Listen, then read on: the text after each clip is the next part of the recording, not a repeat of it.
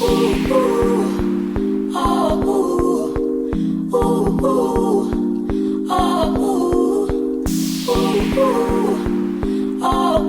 guys, welcome back to my channel, and if you're new, welcome. So today I decided to create this really easy halo eyeshadow look. I only use 3 eyeshadows. As you guys see in my recent videos, I try to keep the eyeshadow very simple by only using 3 eyeshadows to show you guys you don't need a lot of brushes or a lot of colors to create like a really pretty look. So yeah, and excuse me that I'm chewing gum. I'm like fasting today, so I have to chew gum because I don't stop myself from eating. So if I'm like just like smacking away throughout the video, that's why. And I do apologize, because I feel like chewing gum is so rude when you're like recording a video. But yeah, thank you guys so much for your support. Let me know what you guys want to see next. If you're not subscribed, please be sure to subscribe. And if you're not already, make sure you go follow me on Instagram and Snapchat, Jamie with 8 eyes and an E at the end. And I love you guys so much, and I'll see you in my next video. So the first color I'm going to use is Brown Script, and I'm using like a fluffy brush, and as you guys see, I concentrate most of the product in the outer V of my eye first, and then I work it throughout my entire crease, making sure I put it in my crease and above my crease, because this is just going to help the next color I put to transition. And as you guys see, this brush that I'm using, it's really dense, so it's going to apply the black shadow more like darker, and I'm just going to pack this onto the outer V and the inner V of my eye. As you guys see, I'm not doing it neat at all. You don't really have to focus on doing it so neat. Just make sure you keep it controlled, if that makes sense. So just keep it in that inner portion, that inner corner of your eye and your outer corner of your eye, because as you guys can see, I like started to like kind of go out of control with it, but that's okay because it's just going to help it blend better together. But you just want to make sure that it's packed on in that inner corner and the outer corner of your eye. Now I'm going to take that same blending brush and I'm going to apply more Brown Script on it. I'm just going to blend my crease. So basically it's going to help that color transition better. And this is why people use multiple colors in the crease, because like going from orange to black, those two colors are kind of far apart from each other, so that's why it's better to build on the crease. So that's the purpose of having like browns in your crease before you get to black, because it helps you blend out better. You can still blend it out, as you guys can see, it just took a little longer. But I am going to apply this blue directly in the center of my eye, and I kept going back and forth with applying the blue and then applying the black on the outer V's, on the outer corner and the inner corner of my eye, just to make sure that it transitioned well. Like I wanted it to be even. Like I wanted it to be like three, like, you know, three halves, not 3 halves, but like 3, you know, like 1/3 is black, the second third is blue, and the 3 out of 3 is black. So I just wanted to make sure it was all even. So I did keep going back and forth to make sure that that part looked right, because that's what's most important, is because you want to make sure that, you know, the blue is centered and then the black is like they're both centered to the right and centered to the left evenly. So then you want to make sure that after it is centered, that is blended out, because you don't want it to be any harsh lines.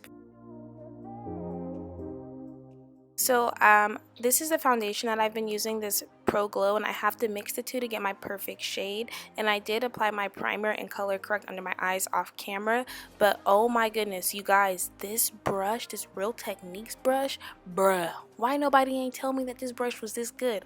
I love this brush. Like, I've been realizing how much drugstore stuff that I use on myself, and I've just been loving it. And like, I love this Pro Glow foundation as well.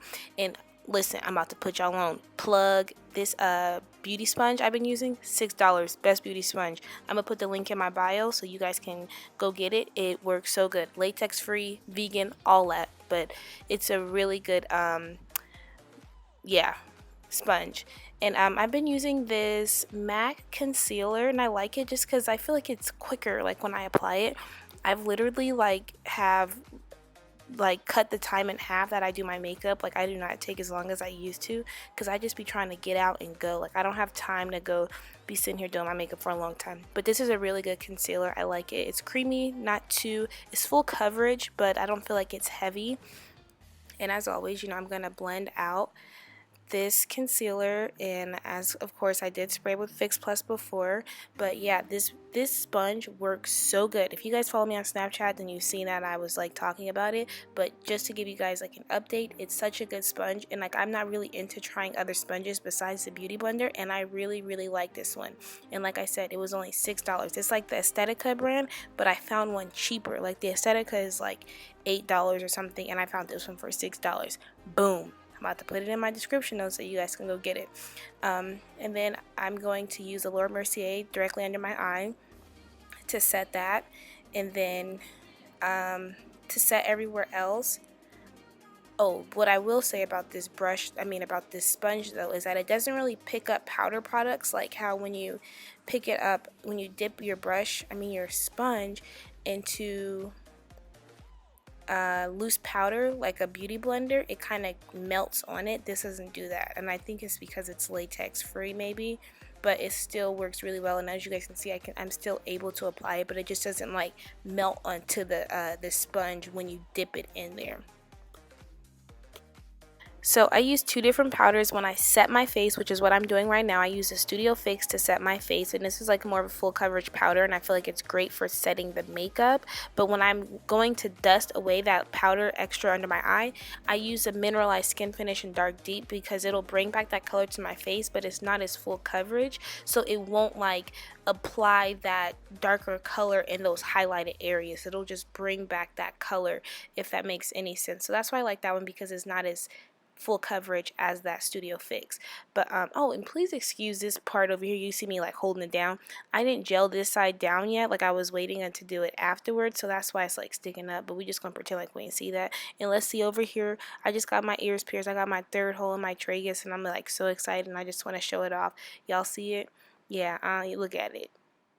But yeah, so once I'm done contouring, I am going to carve it out, and I did recently purchase a Laura Mercier, the darker one. I can't remember the exact name of it, but I got that one, and I like to use that under my contour, because sometimes when you carve out your contour and you use like a yellow or a white powder, it kind of leaves like a really harsh line under there. So I find that this one, since it's closer to my skin tone, it doesn't do that. And this looks so creepy. Like my eye is way too big for me to be trying to do stuff like that.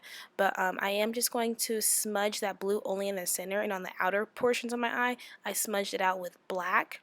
And then like we're pretty much it, besides like me applying mascara and my lips. Oh yeah, and I did, like, once I was done doing that, I just smudged it out with a shadow with powder that's the same color as me on it, just to blend it all out. And as you guys see, like how it just kind of really seamlessly, it is still like a harsh line, but when I go back in and dust it away with a smaller brush, it gets rid of that harsh line. But I feel like it just keeps it looking less ashy. And I have been using this, what is it, the Glow Sun Dip. Yeah, it's so pretty. I love the golds in here. And I'm so sad because I recently broke my opal that I just got from Becca. When I was leaving one of my appointments, it like fell out of my makeup kit down the escalator, and it like literally like fell all the way out. Like there was no saving it. Like, oh, it was so sad. Like $30. I might as well have just went and throw $30 like in the trash or something, because I didn't even have it for like a week, I don't think, or 2 weeks, or I don't know how long I had it, but not long enough for me to like, to be just dropping it. Like I didn't get all my use out of it.